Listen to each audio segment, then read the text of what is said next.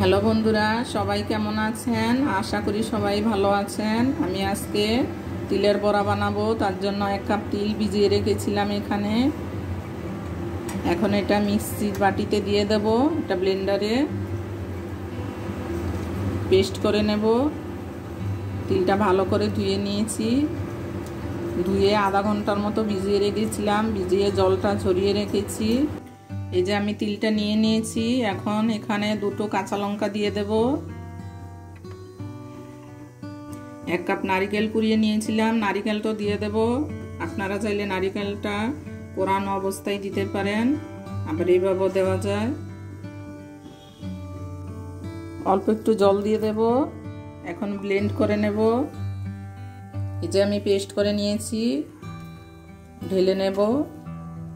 পুরো পেস্ট করিনি, একটু আড়া ভাঙ্গা করেছি। আমি এখানে এখন 2 চামচ চালের গুঁড়ো দিয়ে দেব। আপনারা চাইলে ময়দাও দিতে পারেন। পরিমাণ মতো নুন দিয়ে দেব। হলুদ দিয়ে দেব। এখানে 1 চামচ পরিমাণ চিনি দিয়ে দেব। একটু গোলমরিচের গুঁড়ো দিয়ে দেব। আমি কারি পাতা নিয়েছি, কারি পাতাটা কুচিয়ে দিয়েছি, কারি পাতা দিয়ে দেব। আপনারা চাইলে কারি পাতার বদলে ধনেপাতাও দিতে পারেন। কারি পাতাটা দিয়ে টেস্টটা একটু অন্যরকম লাগে। এখন সবগুলো ভালো করে মিশিয়ে নেব। ভালো করে মিশিয়ে নেব।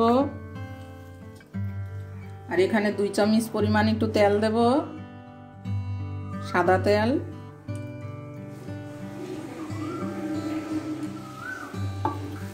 তেলটা মিশিয়ে নেব, তাহলে ভাজার সময় আর বেশি তেল টানবে না। এই যে তেলটা বসিয়ে দিয়েছি, তেলটা গরম হয়ে গেছে। এখন আমি এইভাবে দিয়ে দেব।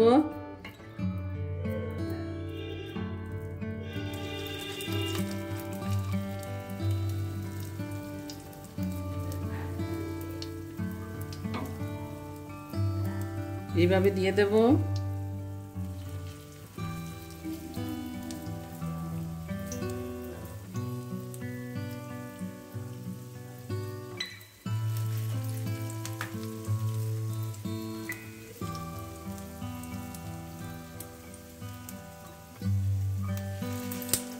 খাওয়া খুবই উপকারী শরীরের জন্য।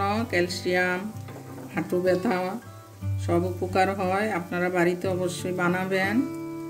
এইভাবে বাচ্চারাও খেতে পারে। আমি এখন উল্টে দেব। এইভাবে চামচ দিয়ে ধরে উল্টালে ভালো হয়।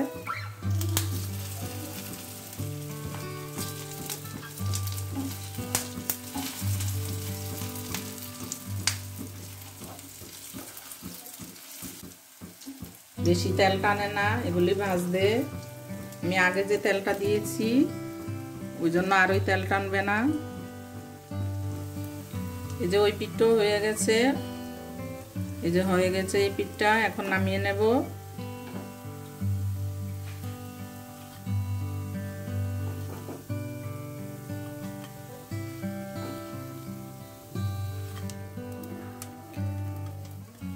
এই যে নামিয়ে নিচ্ছি। এখন বাকিগুলো ভেজে নেব। এই যে বাকিগুলো ভেজে নেব। আর তেল দিলাম না, তেলটা রয়েছিল ওই তেলেই ভাজি। এই যে বন্ধুরা, আমার বড়াগুলো রেডি হয়ে গেছে। আপনারা গরম ভাতের সাথে খাবেন, খুবই ভালো লাগে।